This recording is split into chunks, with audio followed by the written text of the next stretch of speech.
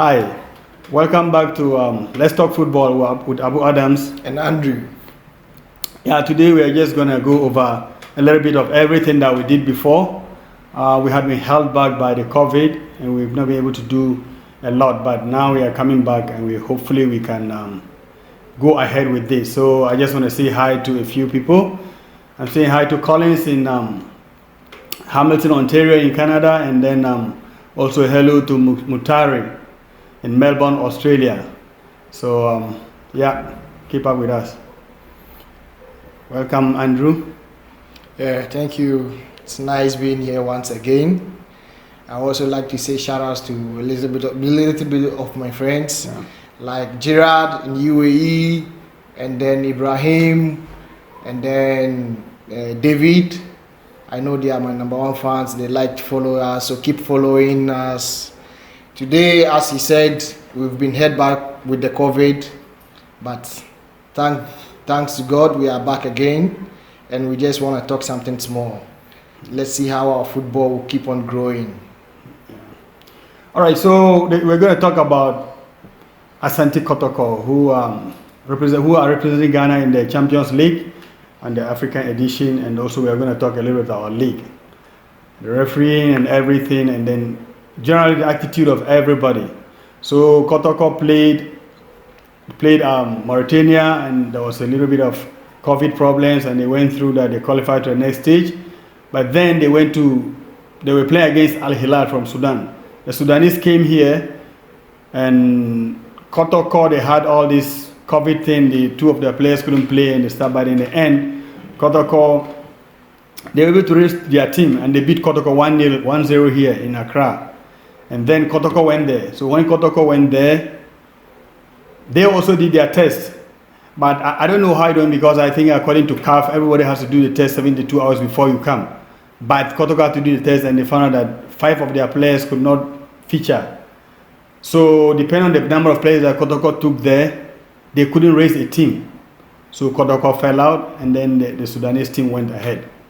So I don't know what you think about that, Andrew. It's so sad to talk about this issue, but I think, as we all know, Ghana football or Africa football in general, it's like when you travel to some place, what you do to them is what they are going to do to you also. Exactly. But with these North Africans, they do it ×2, whatever you do to them at your home. So I think it's not fair, but on the other side also, I don't think it plays a major role in Kotoko losing the game, because each and every player that they took from Ghana to Sudan, I think it's equal to play.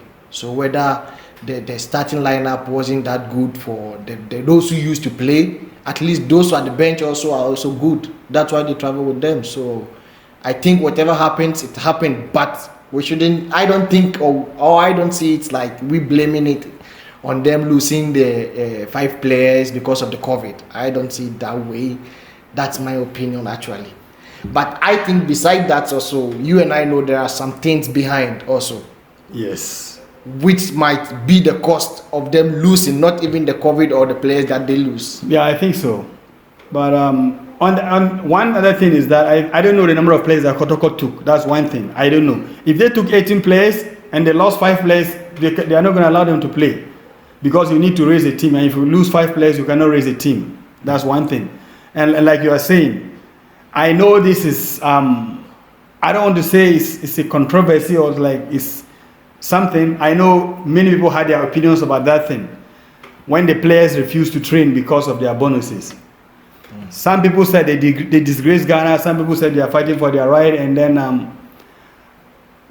like you and I, we all play this game. We know what it is.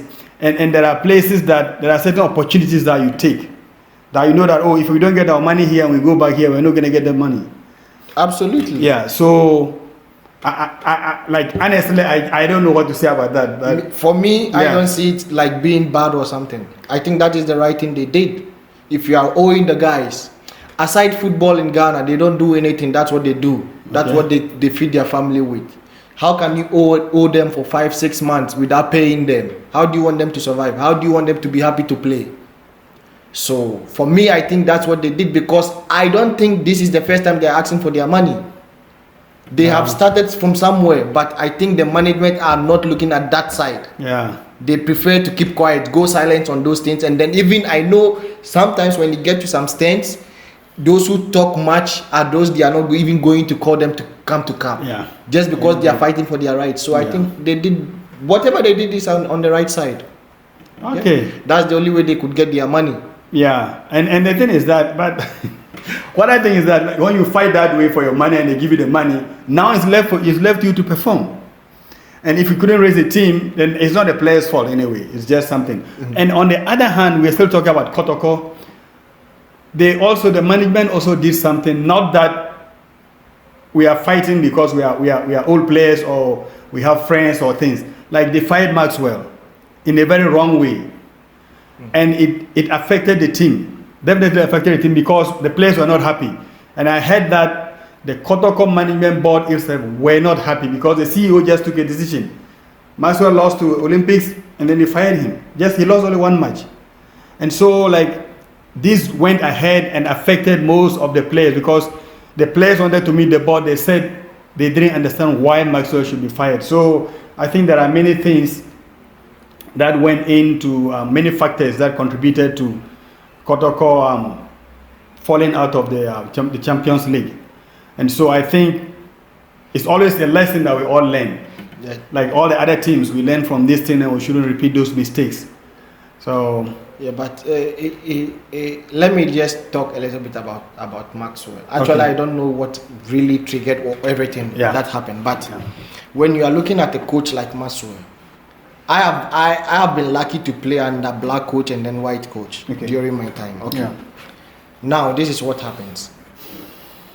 Most of the managing directors, they are afraid of the white coaches more than our coaches, and they give them respect more than our black coaches, which is not good. Now, okay, you just said he lost only one game. Yeah, he lost one. They didn't give him time. No. So how do you want such a person to perform? But if it had been a white man, I don't think they would just take that decision without even consulting anybody. Now, again, it goes back to the players now. Black coaches, I think most of them also have sold their rights for these big managers. So even when the managers are talking, they cannot talk. But I see these white coaches fighting the management most of the time. When they think they are right, they stand for their right. They don't care whatever you want to do. During my season, we had a white coach from Serbia who sacked Alaji from the pitch. When we were training, he came just to shout, and then the white man told him, "Go out of the pitch. Who are you? If you want to coach, come and be the coach and let me go." But how many of our coaches have those bold decisions, bold steps to take? That's why they misuse them. So I think it goes back to them. The way you carry yourself, the way you do your things will be the way they are going to treat you. Yes, I understand that. And I think it's a very, very, very great point you made. Because a friend of mine called me from New York and he was saying that our coaches have a platform. Our Ghanaian coaches have a platform where they go on and they say things. And then somebody came on there and wrote something against the coaches and insulted the coaches and said so many bad things about our Ghanaian coaches. And nobody reacted. Nobody said anything. So he saw it. He was in the States and he saw it.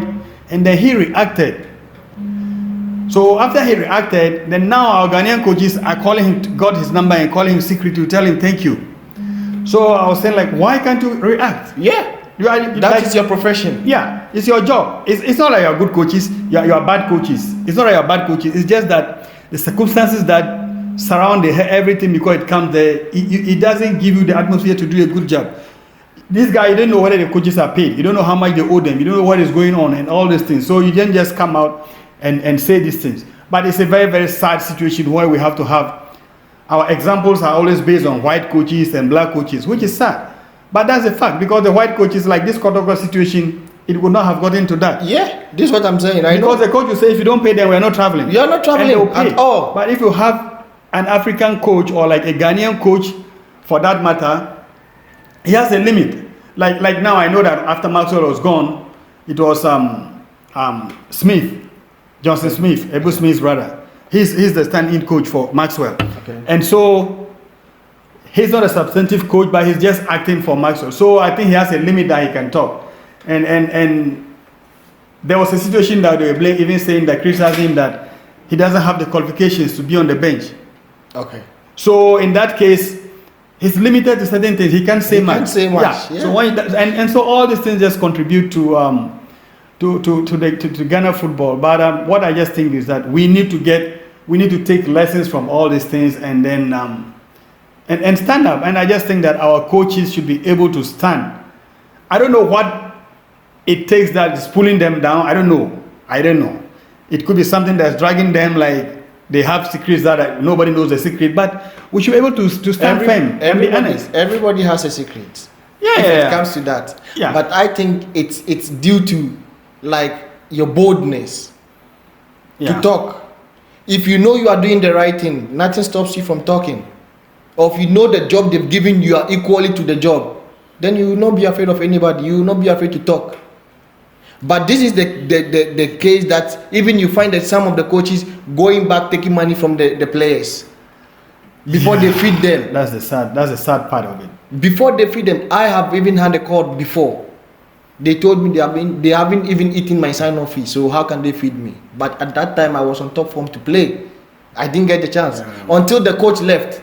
When he was leaving, he called me to tell me he's sorry for whatever he did to me. A white man came, took the team for 3 days, and I played the match for 87 minutes before I was changed. Means I was good, but I was on the bench. Sometimes I don't even go to the camp because I am not giving anybody any money. So first of all, they are selling their rights already. So what happens if a coach sells his rights to a player? Yeah. He cannot even talk in front of the player. How can he talk in front of the management? So they are limiting themselves. If you are a coach, you have agreed to take up a job and you have gotten a contract for it. This is the money you have agreed, you've signed. So that money should be okay for you. Even if you don't have any money coming from anywhere, that money is okay because that's why you signed. So now, why sign this job and then go back to take some money again from some of the players? Keep that job, that contract, and then keep your respect between you and your players. Now there will not be any like interference in your job, because once you take money from me, I expect you to feed me. Let me play. Yeah, I know. And like there are a lot of factors that contribute to this thing because it's a difficult situation. Some of the coaches, most of the, I don't know, I like the things that we still need to go in deep, but the little that we know, we're just going to say it, and we have to learn from it. I don't know how much the coaches' contracts are. That's one thing. And depending on how, like you said, if you sign for 10 cities, that's why you sign for 10 cities. You have to live on that. You should be okay with So that. if you sign for 10 cities and you realize that a player signed for 25 cities, it doesn't give you opportunity for the say player, okay, because you signed, you should give me some money. No. But it's difficult. It's difficult because I think a lot of the coaches are struggling financially, and that goes a lot to affect us. And the other thing too is that people just compare, like, oh, Ghana, you can't, like Ghana, they don't do this in the UK, they don't do this in England and stuff. We are not UK, we are not England. We are not UK, we are not even England. So we need to know that there are things that we need to work on as a country, and then see how we can improve. So I think the Kotoko issue is just one thing that we are talking about, but there are other things that we can talk about. So I think today we are just going to leave the Kotoko issue now, and then think of other things, and then maybe we'll come back to it sometime when we sit again. Okay. And so I think we're just going to talk a little bit about the other teams in the league, and I think we have some great teams. We have Kerala, we have Ash Gold, we have Legon City, we have Olympics, we have like the Phobians, we have so many teams. Oli are doing really, really good as well. So, but it comes back to refereeing also, the officiating, like people are complaining about the referees. And so like just talking about the coaches, that the coaches are doing this, like the last video we did, we talked about refereeing. And we're saying that Kurt, the new FA president, has been able to get some sponsorship deals for these people. And we're hoping that with the sponsorship deals and everything, we're going to have a better league to come about. It looks like it's starting again. It looks like things are just coming in, like because you have certain penalties and certain things happening that it's which is not good for us. And I guess there are a few things we're just going to talk about. It's just a general thing. and then we come back with specifics like later on. Like I remember just a few matches like with Legon Cities, like, which is one of the most popular teams in Ghana now, because they have this. They have money. Yeah, they have money and they have like advertisement. I don't know if the idea they had before the COVID came, I don't know if they still do it. They were saying that to be able to get people to the stadium, you need to take girls. I think they are still doing it. Okay, so you need to take some girls and then make like it makes things make the musicians nice let the musicians come and then entertain and bring people there. So that was one thing, and I don't know, but on the other hand, that doesn't help in the it doesn't change anything in your performance. You can have all the crowd and people come if you don't do well. I think they with Legon City, I just think they should just focus on their management and then how to arrange their things and their staffs like that.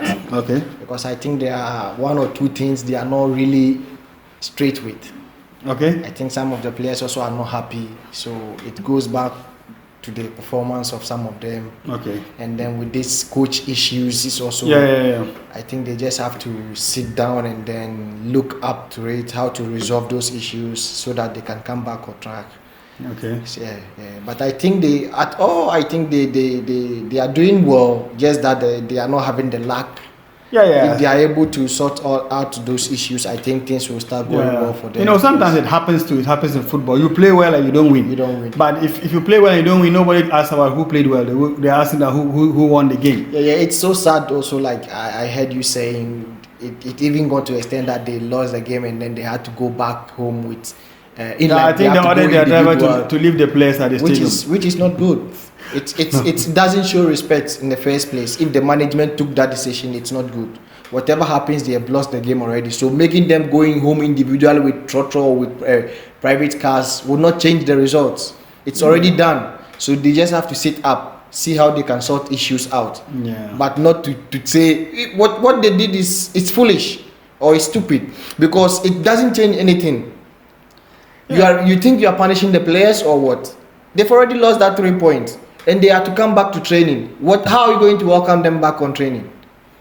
Maybe they will just show them their frustrations and stuff, but how can the thing is that it happens other places, but I don't think they leave the players. They went too much. They take the players home, and then like in England, like I was saying that we don't compare to England, but sometimes you compare certain things, because I remember certain matches when the fans pay and then they travel with you and you go and then you do really bad. Sometimes you have to pay them back their tickets. You have to pay them back. You pay the fans for the ticket, for their transportation and their tickets. They will cut it from money and pay them. Oh, okay. But they don't leave the players there, because you need the players back to train again the next day. But this one is just that because it's at the crash sports stadium, everybody can go home.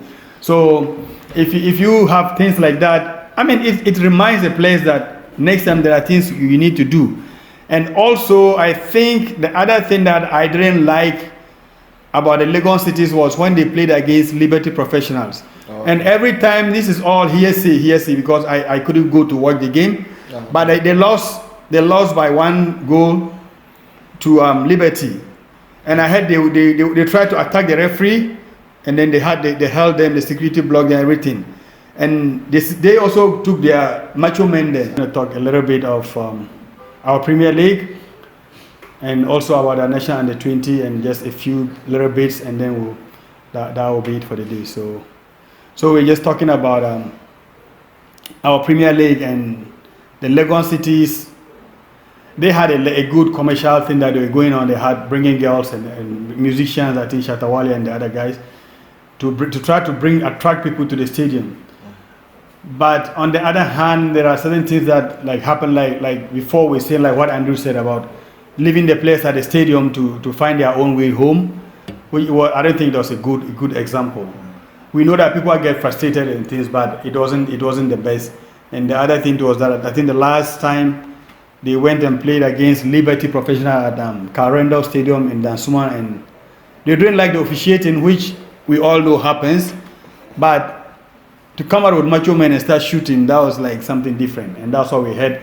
I couldn't go there, but I just heard that's what it is. So, Andrew, what do you think about that? Like your opinion about things like that? It's so sad to hear things like that when it happens. I'm not saying it doesn't happen. Yeah. Like me, I have had those experiences before, so it happens, I know.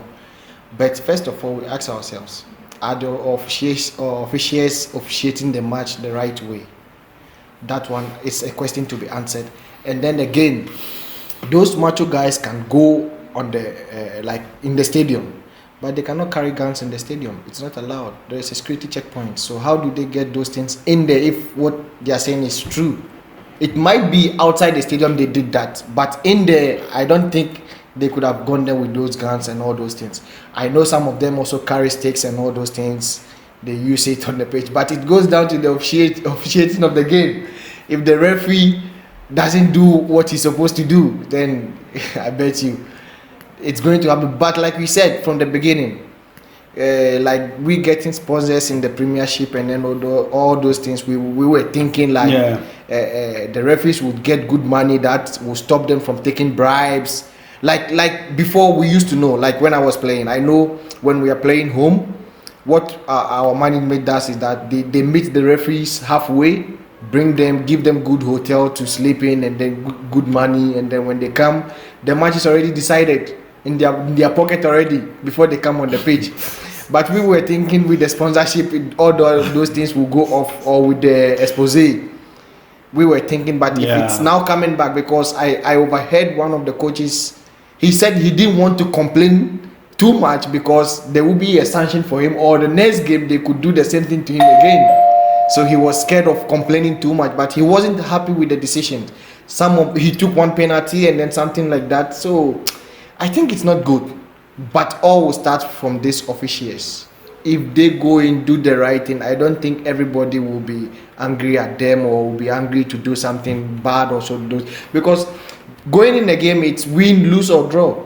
If your team plays well and they are not able to score, and then the other side also plays well and then score, I don't think you blame anybody. You cannot even beat anybody. You cannot touch the referee because he didn't do anything wrong.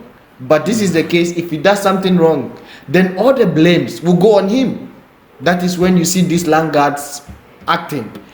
Again, to the management, I don't think it's good taking laggards to the stadium. That is I don't think they were laggards. I think they were just macho men. Macho men comes from laggard, so they are all the same. Because who brought them to the stadium? That's the question. Did they come on their own to watch the game, They were just bodyguards or something? So bodyguards of the players? Yeah, but officials. Like the officials have bodyguards and stuff. No. But it's not right. It's not a good thing. It's not a good thing because last week, not this past Sunday, the Sunday before, I went to Tema Sports Stadium to watch a game between Tema Youth and one team from Sawam or something. Sawam.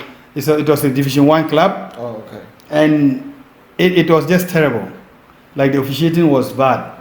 The referee got a penalty for the home team, which was just, and the officiating was bad. And like you could just see people got angry and stuff. And I was just like, I just hope we can have a situation where you can travel away and play a match and just know that, hey, we are going away to play and we're going to win the game by our own strength and not by officiating.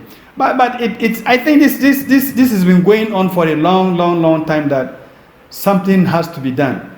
Because like me, when I was playing, like long time when I was playing for the second division in the village, I remember we went to play in Damango or somewhere, and they came and we beat them in our home, and then we went to Damango, and we kept playing and they couldn't score, and then they said if they didn't score a goal, we're not going to close the game. And we played until it was dark. We couldn't see the ball. We were just running. And so one of the starting, the ball went through our 18, and the referee just blew go. Yeah, and so that's how the game finished. But like from those things, that was like 90s. All this way, and things are still happening like that. So I think we need to sit up. There are things that we need to. We expect our leaders to come up with certain things, certain measures, and it all has to do with the officiating, the referee and stuff. Yeah. I think Kurt was saying he was going to make sure all those issues were solved. Yeah. So I don't know if he's following the league. I'm sure he's for sure. He's the FA president. Trying to think something, because it's not really good going on a game and then it's where the referees has to decide your fate. It's not good.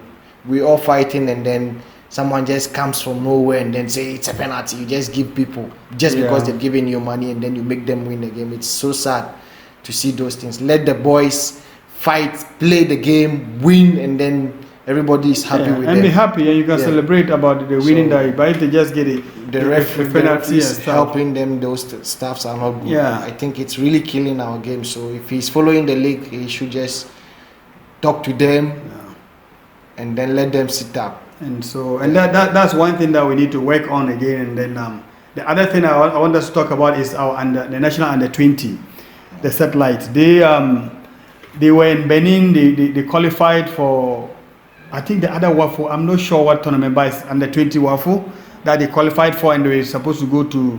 From there, they were going to go to the World Cup, and under 20 World Cup. And everybody prays to be on the team at that age so that you can get a contract to travel outside.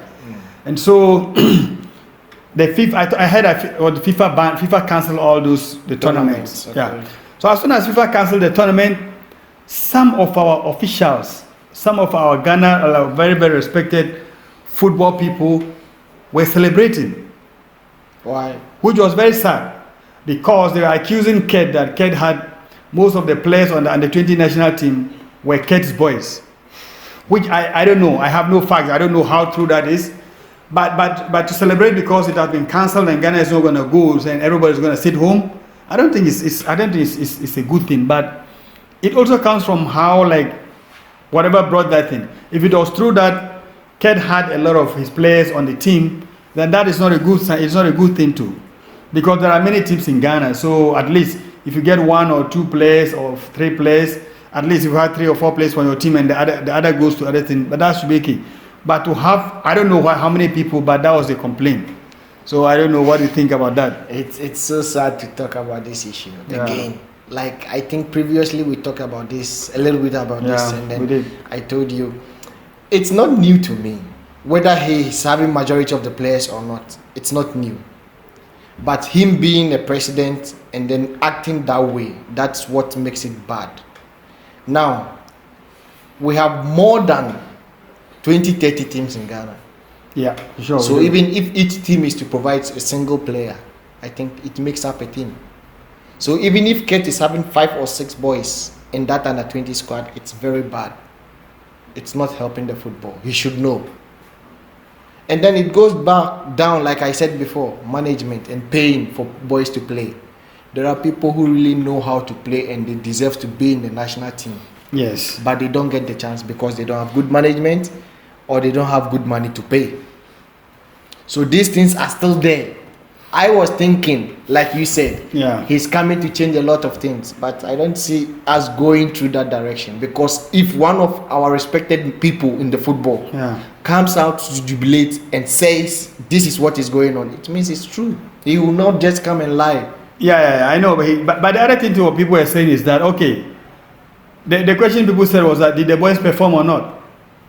They qualified. It doesn't matter. That they qualified. So you want the results, but it's not a number of players from somebody's team. It doesn't matter, but you should know we are all Ghanaians. We all deserve equal rights.